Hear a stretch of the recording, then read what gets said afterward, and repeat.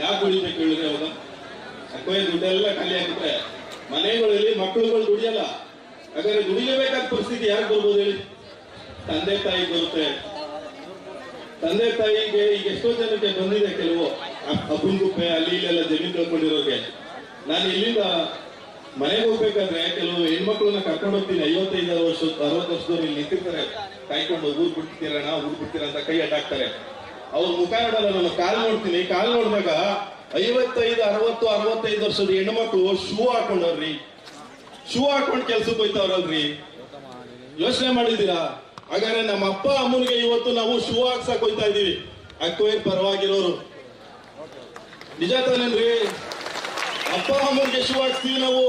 ಪಾಪ ಅವ್ರ ಮಕ್ಕಳು ಬೆಳಬೇಕಾದ್ರೆ ಶೂ ಹಾಕಿದ್ರಲ್ಲ ಅವ್ರಿಗೆ ಅವ್ರನ್ನ ಗೈಸಕ್ ಹೋಗ್ತಾ ಇದ್ವಿ ನಾನು.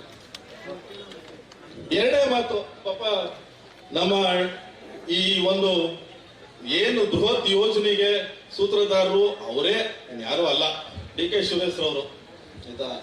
ಅಂದ್ಕೊಂಡಿರ್ಬೋದು ಡಿ ಕೆ ಶಿವಕುಮಾರ್ ಅಂತ, ಅವ್ರದ್ದೇನು ಅಲ್ಲ, ಡಿ ಕೆ ಸುರೇಶ್ ಅವರೇ ಸೂತ್ರಧಾರರು. ಅವರು ಹೇಳ್ತಾ ಇದ್ರು, ಹಸಿರು ಸಾಲ ಹಾಕೊಂಡು ಇಲ್ಲೆಲ್ಲ ಸೊಳ್ಳೆ ಕಟ್ಸ್ಕೊಂಡು ಅಲ್ಲಿ ಇಲ್ಲೆಲ್ಲ ಕೂತಿದ್ವಲ್ಲ ನಾವು, ಇಲ್ಲಿ ಕೂತಿರೋರ್ನೆಲ್ಲ ಏನಂತ ಹೇಳಿದ್ರು? JDS ಕಾರ್ಯಕರ್ತರು ಅಂದ್ರು. ಅಣ್ಣ JDS ಕಾರ್ಯಕರ್ತರು ಎಷ್ಟೋ ಜನ ಇಲ್ಲಿ 50 to 60% ಈ ಕಡೆ ಆ ಕಡೆ ಎಲ್ಲಾನು ನೋಡಿದ್ರೆ ಸತ್ಯವಾಗಿ ಹೇಳ್ತಾ ಇರೋದು, ಸುಳ್ಳಲ್ಲ. ಹಾಗಾದ್ರೆ ಇವತ್ತು ನೀವು ಅಲ್ಲಿ ಕೂರ್ಸಿದ್ರಲ್ಲ, ಅವರೆಲ್ಲ ಪಿತೃಪಕ್ಷದವರ? ಹೇಳಿ ಸ್ವಾಮಿ, ಯಾವ ಇಟಾಲಿ ಪಕ್ಷದ? ಇಲ್ವಲ್ಲ. ಹಾಗಾದ್ರೆ ಅಲ್ಲೂ ಇದೆಯಲ್ಲ ಸತ್ಯ. ಇಲ್ಲೂ ಸುಳ್ಳಾಗೋದ್ರೆ ಅಲ್ಲೂ ಸುಳ್ಳಾಗ್ಬೇಕು. ನಿಜ ಅಂದ್ರೆ ಇಲ್ಲಿ ಸತ್ಯ ಇದ್ರೆ ಅಲ್ಲೂ ಸತ್ಯ ಇರ್ಬೇಕಲ್ಲ. ಇದು ಮತ್ತೆ ನಾನು ಹೇಳ್ತೆ, ಇತ್ತೀಚೆಗೆ ಈ ಫೇಸ್ಬುಕ್ ಇನ್ಸ್ಟಾ ಎಲ್ಲ ನೋಡಿದಾಗ ನಮ್ಮ ಆಂಜನೇಯ ತರ ಕಾಣಿಸ್ತಾ ಇರೋದು ನಿಖಿಲ್ ಕುಮಾರಸ್ವಾಮಿ ಅವರು ಅಂತ. ಇಷ್ಟು ವಿರೋಧದ ನಡುವೆನು ಹಿಂಗ್ ಬಂದ್ರೆ ಹಿಂಗೆ ಎದುರಿಸ್ತೀವಿ, ಹಿಂಗ್ ಬಂದ್ರೆ ಹಿಂಗ್ ಮಾಡ್ತೀವಿ, ಹಿಂಗ್ ಗಲಾಟೆ ಮಾಡ್ತೀವಿ. ನೆನೆ ಯಾರೋ ಪಾಪ ಮೈಸೂರಿಂದ ಬಂದವ್ರಿಗೆ ಅಡ್ಡ ಹಾಕೊಂಡು ಹೊಡಿಯಕ್ ಹೋದ್ರು. ಇಷ್ಟೆಲ್ಲ ಮಾಡಿದ್ರು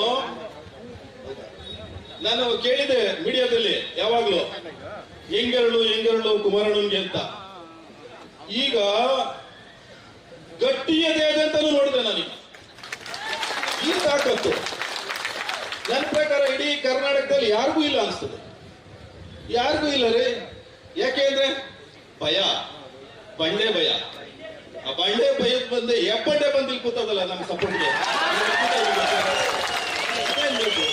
ಹಿಂಗೇಳೆ ನಾನು ಎಷ್ಟೋ ಸರಿ ನಾನೇ ನೋಡಿದಾಗ ಕುಮಾರಣ್ಣವರು ಅಳ್ತಾ ಇರೋದು ಅವನ್ನೆಲ್ಲ ನೋಡಿದಾಗ ರೈತರ ಪರವಾಗಿ ನಾನೇ ಹೇಳಿದಲ್ಲ, ನಾನೊಬ್ಬ ಮಾಸ್ಟರ್ ಡಿಗ್ರಿ ಮಾಡಿರೋ ನನಗೆ ಹೇಳಿ ಬರ್ತಾದೆ ಅಂದ್ರೆ ಇನ್ನ ಪುಣ್ಯಾತ್ಮನ್ಗೆ ನಾವು ಆಡ್ಕೊಳಕ್ ಹೋದ್ರೆ ನಮ್ಮ ಮನೆಗಳು ಉದ್ಧಾರ ಆಯ್ತವೇನ್ರಿ?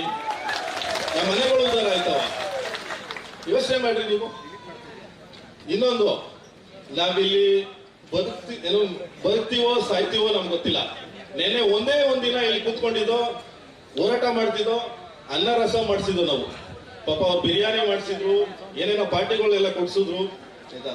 ನೆನ್ನೆನೆ ನೋಡಿ, ಸುಳ್ಳು ಯಾವುದು ಸತ್ಯ ಯಾವುದು? ಸುಳ್ಳು ಯಾವ್ದ್ರೆ ಸತ್ಯ ಯಾವ್ದ್ರೆ ಸಮಾಜಕ್ಕೆ ಇಲ್ಲೇ ಆಯ್ತಾ.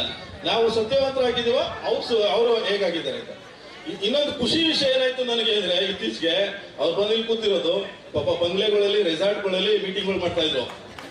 ಈಗ ಕರ್ಕೊಂಡ್ಬಂದು ರೋಡ್ ಕೂರ್ಸಿದ್ದೀವಲ್ಲ, ಅದಕ್ಕಿಂತ ದೊಡ್ಡದು ಯಾವ್ದು ನಿಜ? ಕರ್ಕೊಂಡ್ಬಂದು ರೋಡ್ ಕೂರ್ಸಿದ್ದೀವಲ್ಲ, ನಾವು ಅನುಭವಿಸ್ತಾ ಇರೋ ಅವರು ಅನುಭವಿಸ್ತಾರೆ. ನೀವು ಏನಾದ್ರು ಬೈರಿ ಅವ್ರಿಗೆ, ಏನಾದ್ರೂ ಬೈರಿ, ಒಂದು ಚೂರು ಫೀಲ್ ತಗೊಳಲ್ಲ. ಯಾಕೆಂದ್ರೆ ನಿಡ್ಗಂಟು, ನಮ್ಮ ಮಂಜಣ್ಣ ಹೇಳ್ದಂಗೆ ನಿಡ್ಗಂಟು ದೊಡ್ಡ ಗಂಟದಲ್ಲಿ